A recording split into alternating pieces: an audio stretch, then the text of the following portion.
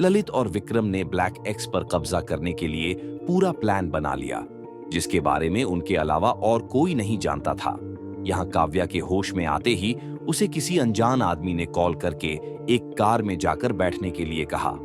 काव्या भी काफी डर गई और रोबोट्स से बचते हुए हेडक्वार्टर से बाहर आई। उसके सामने एक कार आकर रुकी। वो घबराते हुए उसमें बैठ गई। कार का दरवाजा बंद होते ही एक अजीब सी खामोशी छा गई। काव्या ने जल्दी से बाहर झांका, पर हेडक्वार्टर की बिल्डिंग पीछे छूट चुकी थी। तुम लोग कौन हो और मुझे कहाँ ले जा रहे हो? उसने घबराई आवाज में पूछा। ड्राइविंग सीट पर बैठे आदमी ने कुछ नहीं कहा। सामने वाली सीट पर बैठा दूसरा आदमी हल्के से मुस्कुराया और बोला, हम वो हैं जो जवाब नहीं देते, सिर्फ रास्ते दिखाते हैं। उनकी बात पर काव्या के दिमाग में बहुत से सवाल आने लगे। क्या ये टीम एक्स से जुड़े हुए हैं? पर सारे रोबोट्स तो वहां थे। या फिर ये मानसी गैंग के लोग हैं? जब मानसी ने मुझे पानी में फेंका था, उसके बाद मैं बाहर कैसे आई? और मुझे इतने रोबोट्स के बीच कौन लाया होगा? क्या मुझे उनसे टीम एक्स ने बचाया था? काव्या ये सब सोच ही रही थी, तभी कार में बैठे उस आदमी ने उसे फोन पकड़ा दिया, जिसमें उसका बॉस कॉल पर था। उसके बॉस की आवाज ठंडी लेकिन अंदर तक चुभने वाली थी। आखिरकार तूने मेरी बात मान ही ली और कार में आकर बैठ गई। तुम कौन हो और तुम्हें मुझसे क्या चाहिए? काव्या ने पूछा। मुझे जानकर तुझे कोई फायदा नहीं। बिना कोई सवाल किए यहाँ आ जा और तुझे पता चल जाएगा कि मैं कौन हूँ। उसकी बात सुनकर काव्या की आंखें चौड़ी हो गईं। पर मैंने या मेरी माँ ने तुम्हारा क्या बिगाड़ा है? काव्या ने फिर से पूछा तो उधर से उसकी हल्की हंसी की आवाज गूंजने लगी। उसने काव्या की बात का जवाब नहीं दिया और कॉल काट दी। यहाँ पूरी तरह सुबह हो चुकी थी और अर्जुन एक बड़े होलोग्राफिक स्क्रीन के सामने खड़ा था। उसकी आंखें थकी हुई थीं, लेकिन उसका पूरा फोकस अपने काम पर था। अर्जुन, एक बुरी खबर है, काव्या अपने रूम में नहीं है। राघव ने जल्दी जल्दी में अर्जुन के पास आते हुए कहा। अर्जुन जो काम कर रहा था उसने उसे बीच में ही छोड़ दिया। क्या मतलब? वो अपने रूम में नहीं है? कहाँ जा सकती है वो? उसे तो होश भी नहीं आया था। उसने पूछा। शक्ति ने काव्या के कमरे की लास्ट फुटेज चेक की। उसे होश तो आ गया था, पर तभी उसने फोन पर किसी से बात की और घबराते हुए हेडक्वार्टर से बाहर निकली। उसके पास एक कार आकर रुकी, फिर उसमें बैठकर चली गई। राघव ने सारी बात बताई। कुछ तो गड़बड़ है, वो ऐसे ही किसी के साथ नहीं जा सकती। उस कार का पता चला कि वो कहाँ गई है। अर्जुन ने धीरे से पूछा। कार में कोई नंबर प्लेट नहीं थी और सड़क पर लगे कैमरे में भी वो कार आगे जाकर गायब हो गई, जैसे उन्होंने बीच में कार बदली हो या किसी ऐसे रास्ते से निकले हों जहां टीम एक्स का कोई कैमरा नहीं था। इसलिए उन्हें ढूंढना मुश्किल है, पर नामुमकिन नहीं। राघव ने कहा। तुम उसे यहां ढूंढो, मैं कार से उस रास्ते पर जाता हूं। पर सुनो, तुम दोनों पहले अपने सिस्टम को रिसेट कर लेना। अर्जुन ने कहा और बिना और कुछ कहे वहां से निकल गया। राघव भी शक्ति के पास आ गया, जो कि उस कार की वीडियो को बेहद ध्यान से देख रहा था। कुछ पता चला क्या? राघव ने पूछा। ज्यादा कुछ तो नहीं, पर उस कार पर बने उस स्टिकर को देखो, उसमें टीम 0 लिखा है। शक्ति ने कहा। तुम इस टीम 0 के बारे में पता लगाओ, मैं उस कार को ढूंढता हूं। उसने आगे कहा। राघव को टीम 0 का पता लगाने में ज्यादा देर नहीं लगी। मुझे पता चल गया कि ये टीम 0 क्या है। मैं अर्जुन को भी इस बारे में बता देता हूं। राघव ने कहा और अर्जुन से उसके ट्रांसमीटर के जरिए बात करने लगा। कुछ पता चला कि वो लोग कौन थे जो काव्या को अपने साथ ले गए? अर्जुन ने पूछा। वो टीम 0 के लोग थे। हमने पहले इस बात पर ध्यान नहीं दिया, पर पिछले 2 सालों में टीम एक्स की तरह और भी लोगों ने अपनी अपनी नई ऑर्गेनाइजेशन बनाई है। उनका मकसद टीम एक्स को हराने के बाद दुनिया पर कब्जा करके उसे अपने तरीके से चलाना है। लेकिन बात यह है कि वो ये सब अपने लालच और ताकत को बढ़ाने के लिए कर रहे हैं। उनकी सोच तुमसे काफी अलग है। राघव ने कहा। क्या मजाक है? कौन है इस टीम 0 का लीडर और अभी उनकी ताकत क्या है? अर्जुन ने पूछा। वो भी तुम्हारी तरह अपने आप को छिपा कर रखता है, पर उसकी ऑर्गेनाइजेशन में सब उसे जानते हैं। उसका नाम वरदान है, जो कि अपनी ऑर्गेनाइजेशन में अपने आप को किंग मानता है। उसके पास टेक्नोलॉजी तो नहीं, पर कुछ जबरदस्त लोग हैं जो फाइट करना जानते हैं। राघव ने कहा। काव्या के फोन को हैक करके पता चल गया है कि वो लोग उसे कहां ले जा रहे हैं। अर्जुन, मैंने तुम्हें उस कार की जानकारी भेज दी है। वो तुमसे बहुत दूर है, इसीलिए तुम्हें जल्दी जाना होगा। उन दोनों की बात के बीच शक्ति की आवाज आई।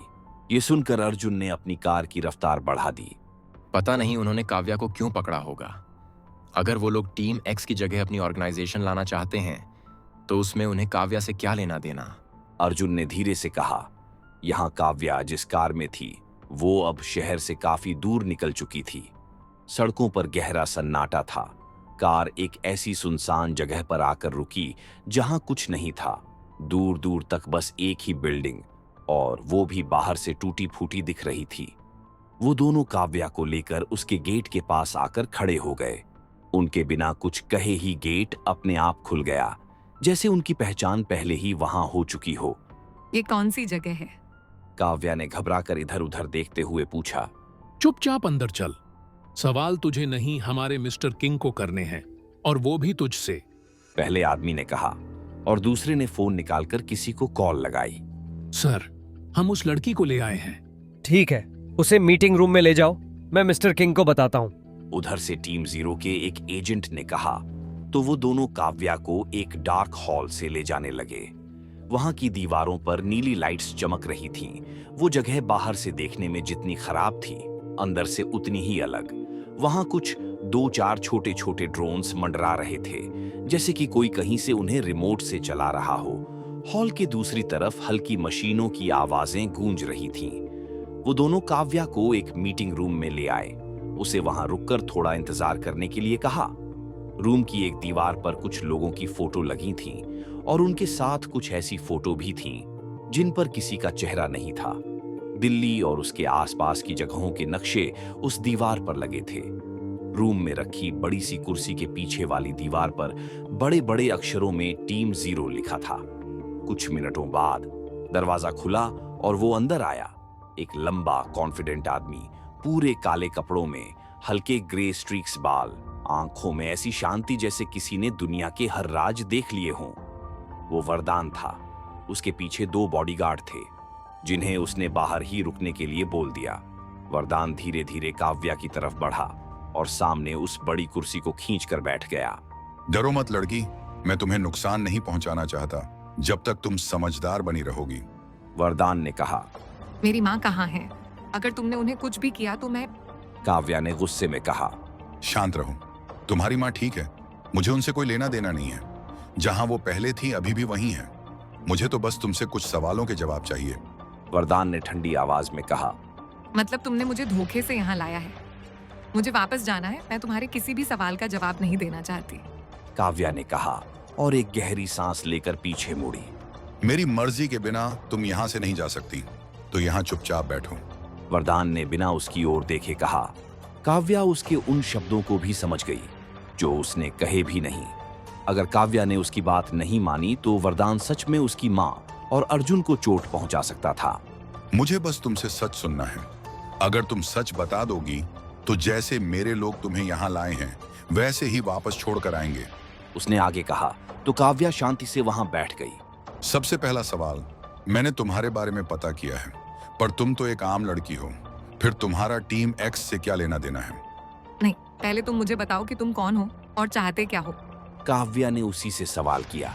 पहले तो वरदान शांत रहा, फिर बोला। तुम्हें मेरे बारे में जानने की बहुत जल्दी है, तो सुनो, मैं हूं वरदान, टीम 0 का वो नया मिस्टर किंग जो टीम एक्स के बाद दुनिया पर राज करेगा। मेरी नजरों में मिस्टर किंग ऐसा शख्स है जो ये जानते हुए भी कि उसके पास कितनी ताकत है, पर फिर भी वो उसका इस्तेमाल नहीं करता। काव्या उसकी बात को बेहद ध्यान से सुन रही थी। वो आगे बोला। मेरा मानना ये है कि लोगों पर राज करके अपनी ताकत का डर उनके दिल में बैठाना जरूरी है, तभी दुनिया मेरे आगे सिर झुका सकेगी। ये गलत है। अगर मिस्टर किंग की सोच भी तुम्हारी तरह होती तो लोग कभी भी टीम एक्स को नहीं अपनाते। काव्या ने कहा। हाँ जानता हूँ, वो शख्स लोगों को सजा देने पर नहीं बल्कि उन्हें अच्छा इंसान बनाने पर विश्वास रखता है, जो कि एक किंग के लिए सबसे बकवास चीज है। मेरे और मेरी टीम 0 के आने के बाद मैं पूरे सिस्टम को अपने तरीके से बदलूंगा। वरदान ने कहा। मैं इंसानों के लिए ऐसा वरदान हूँ जिसे दुनिया जल्द ही अपना किंग मानेगी। उसने एक डरावनी हंसी के साथ आगे कहा।